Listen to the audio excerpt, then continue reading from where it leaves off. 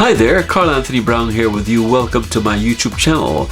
And at the same time, let me take you down my time tunnel. I say my time tunnel because I want to look back at what happened a few months ago, just a few weeks rather. Yes, it was a big event. Guyana celebrated 53 years as a nation, as a republic. And it was a great achievement. Yes, 53 years. Good timing too. A number of activities took place there and then around the world. In Guyana it was MASH, and here in the UK there were other activities, but Rod Westmus and Juanita Cox Westmus, the hosts of Guyana Speaks, took the time out to bring the diaspora together and organize an event at the Draper Hall here in Elephant Castle.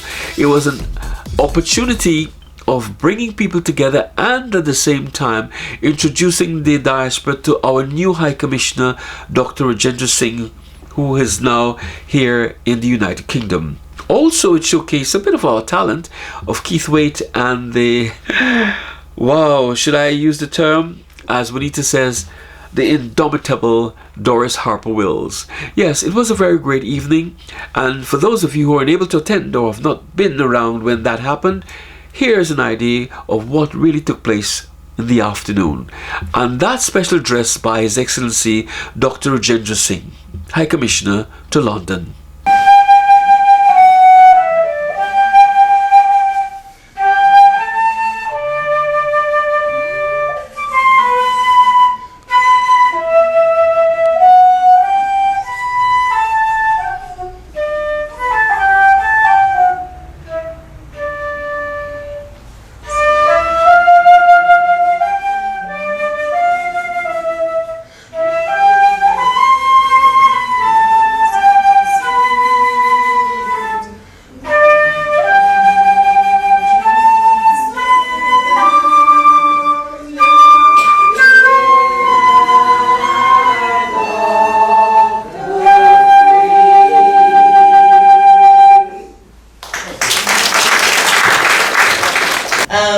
But now I have the extreme pleasure to invite His Excellency Dr. Rajendra Singh to come forward to the podium.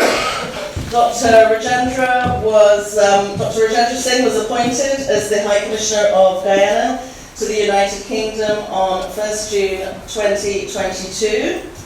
Prior to this appointment, he held several senior positions in major academic institutions in the United States, including Columbia University, New York Institute of Technology, and City University of New York.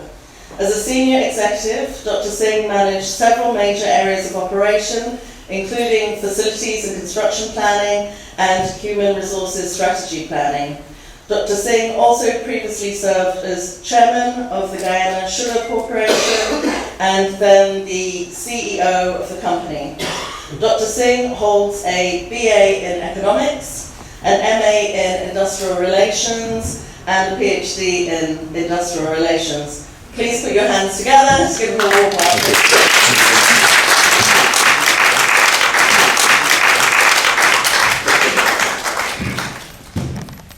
Thank you very much, Juanita. You know, when people read those introductions, sometimes I wonder they're talking about me. But I've gotten accustomed to it, so I kind of know what's going to be said.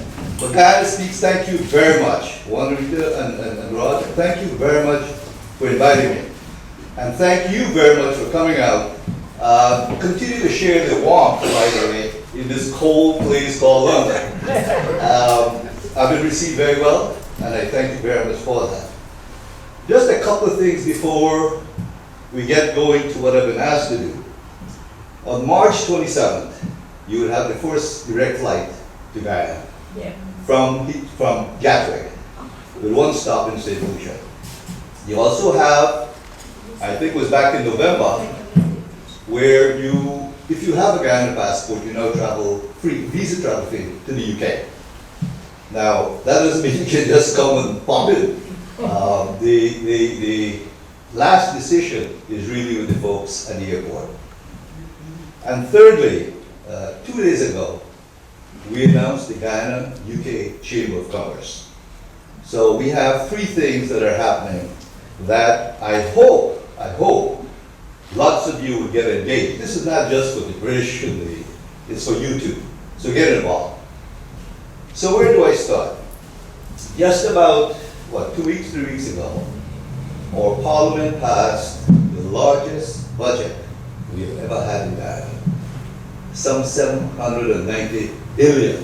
And I've got to get accustomed with the B and the M's. But this is Guyana dollars, so don't get too excited. It's still a lot of money. It is. Quite a bit of money. All money. But it is where the country is going. We have got a transformation agenda that requires every penny of that. Keeping in the tradition of this government, $95 billion is allocated to the health sector and $84 billion to education. We believe in education, in educating our people, and we believe in ensuring that their health is taken care of. Besides that, every ministry, their budget has been quadrupled and even more. So we're funding this, interestingly, with no additional taxes. Now you tell that, and I know I'm in the UK and I shouldn't be doing this, but you tell that to folks in the UK and the US to put together a budget with no new taxes, but several areas of development. We are leading in this direction, and we will continue to lead. So folks have said, well, where's the money coming from? And we will talk about that. The budget has been put together to take care of every sector, every activity, from human services to agriculture, to education, to youth and sports, and the home affairs. What we have done is that we have grown this economy. Last year, it grew by some 57%. To some folks, and again, I wouldn't be the one to quote them, but they're writing about it. The IMF and the World Bank have said that we're the fastest growing economy in the world. Now, the data is showing that. But that 50-some% was in a large part due to oil.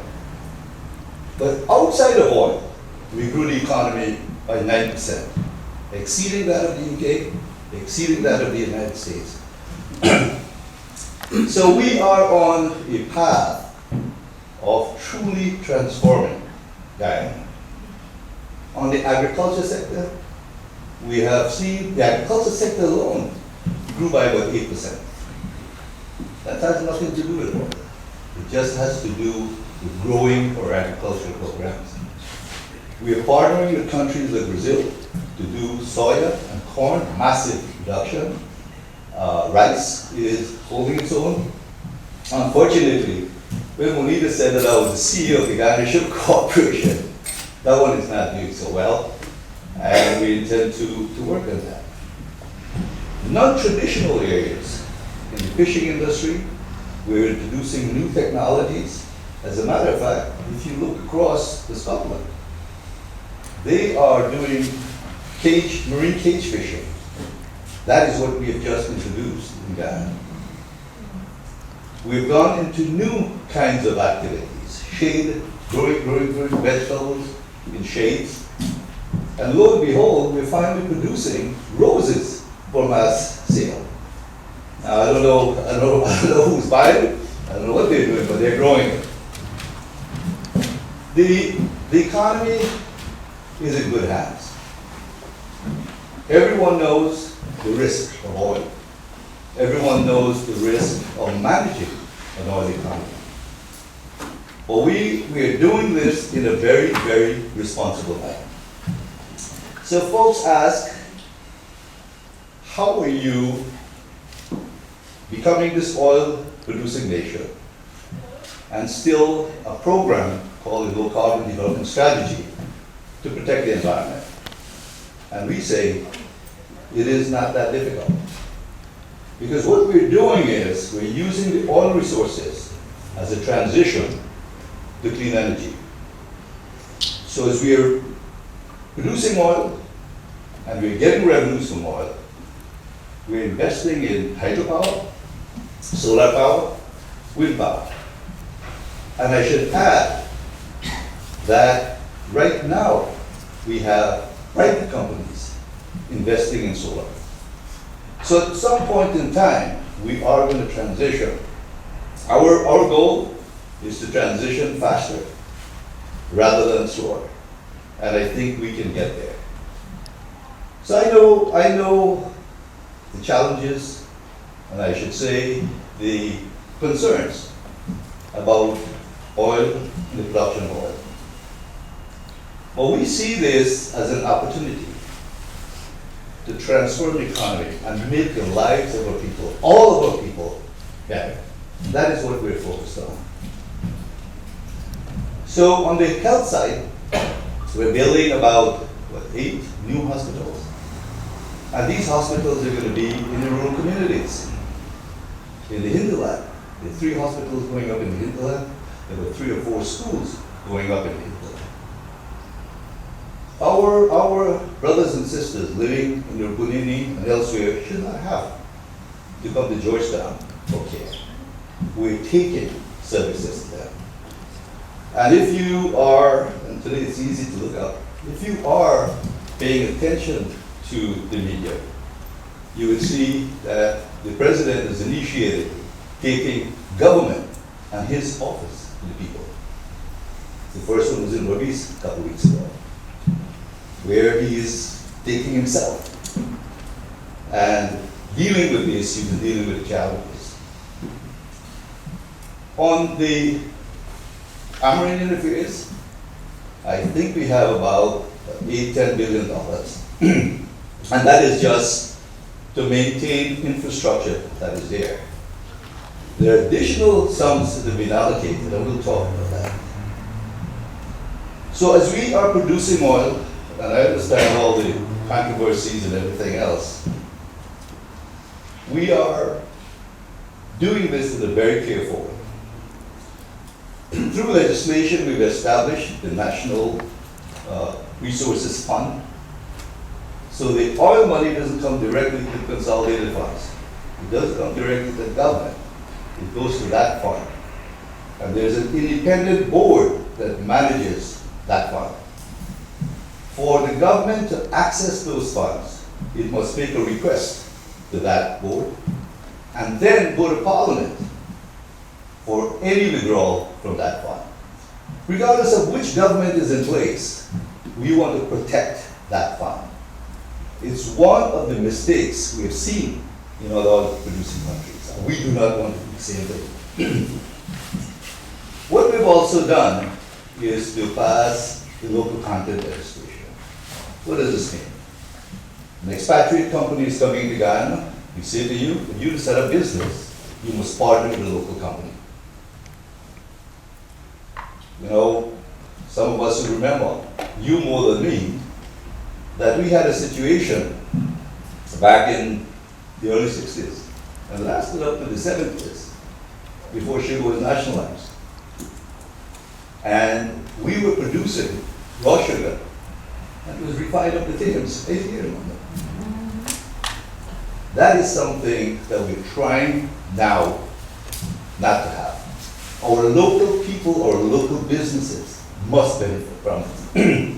Just last year, 2022, because of that local content legislation, $600 million was plowed back into Guyana's businesses.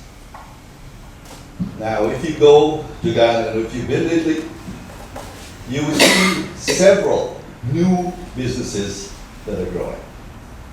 And what is very, very encouraging is being done by some very, very young people. There's one company in the West Coast in Guyana, 3 young, probably in the 40s, started a company. And they partnered with a company in Holland, and they're doing an offshore warehouse and business. It's a $600 million business. 3 young guys. And immediately upon them starting their business, they got a contract from Exxon for $300 million. Nice. So it is growing an economy and it's growing all people. The other thing that is interesting about the local conflict administration is that if you're operating in Guyana, you must adhere to all of our laws, our environmental laws, our labor laws, and every other law. It's different from many, many years ago. I was involved with an arbitration with sugar, and the contract with that sugar company up here in London required us to come to London for arbitration. There's no way we're going to come to arbitration in London and win. So we're trying to take our past experiences and to ensure that we protect our people and we protect our country. I want to talk a little bit about our brothers and sisters in the hinterland. Just about a couple, 2 or 3 months ago, the government put together something called a Low Carbon Development Strategy 2030. Back in 2009, we had put together a similar program, and it was with the government of Norway. And what we agreed to do, the thing that got a fancy name, but basically what it is, we agreed to protect our forests in exchange for you giving us money. We're going to sell you carbon credits. And in 2009, that agreement with Norway was over a 5-year period for $250 million. That program is over. So what my colleagues did, they took that and they enlarged it. So it's going to cover now more areas of forest. And the value of that LCDS 2030 is $2 billion US. And we are selling carbon credits. And the first company to buy was Hess Corporation. They bought over a 10-year period, $750 million US. So it's $75 million a year. That's going to come into Guyana just by protecting our forest. So how do we now resource, or how do we spend those resources?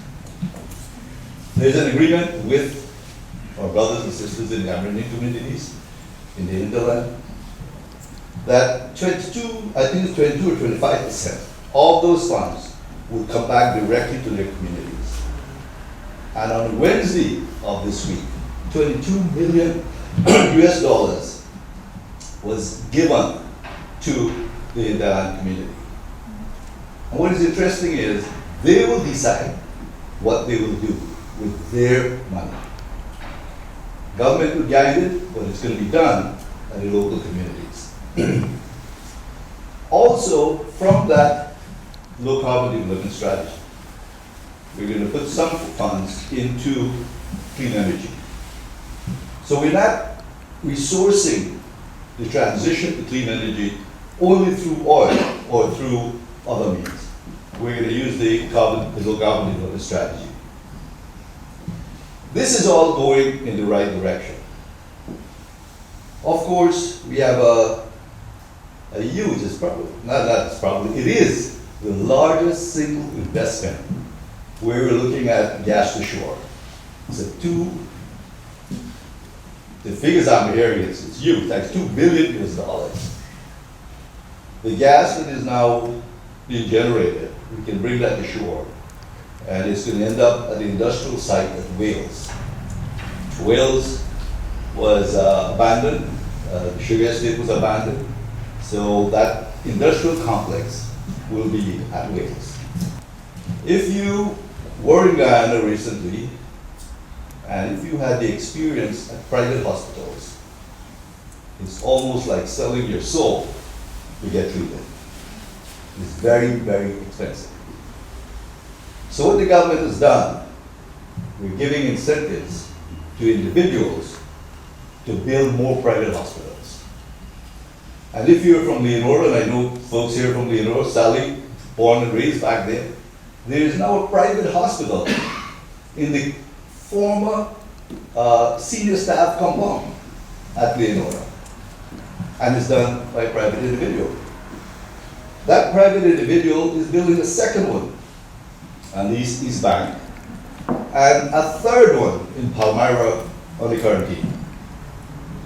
Now the idea is that there were some incentives, but the understanding is that the prices for your services will have to be a hell of a lot more reasonable than what others are charging. So hopefully this will bring all private medical care to a much more reasonable cost. We can go on and talk about all the positive things for the rest of the afternoon. But Rod asked me to also talk about some of the things that I feel that needs to be looked at. Clearly, I'm troubled by what I'm seeing in the areas of domestic violence. We have, for some reason, we're seeing, at least I am seeing, an increase of domestic violence. And again, there is no data that I have, but I believe it is coming from drug and alcohol abuse. So the Ministry of Human Services have now set up counseling sessions and counseling offices to help us deal with this. And it's for some of the stupidest reasons. It is some of the stupidest reasons. This is horrible. And government is willing and will put things in place to deal with this. Crime is still an issue. Even though the stats will tell you that it's serious crimes and stuff is done, there's still cause for concern. And if we are trying to build the tourism industry, we've got to deal with that. And I think there is consultation with some UK firms to deal with the security issue. I'm sure you would have a lot more to ask. So let me pause and to say that it was great being here, and I look forward to your questions. Thank you.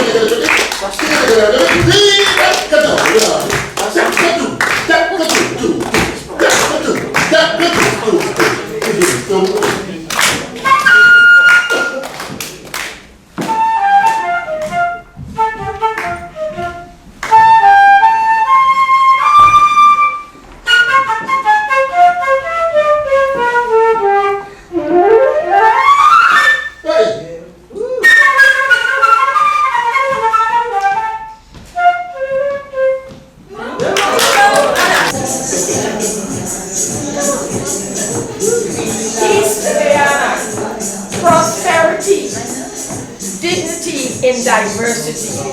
I do the Indian dance in 1966. I went after the it. A foreign choral king. She chose it because I got jumping from walking out. I broke it at karate. Who's that?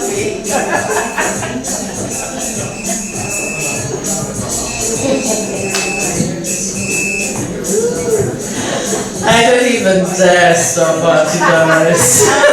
I don't even dare. And with Doris Harper Wills bringing the curtains down, yes, it was a very memorable evening, very informative too, and would like to say to you once again, thank you for listening, thank you for looking, and thank you for being there visually.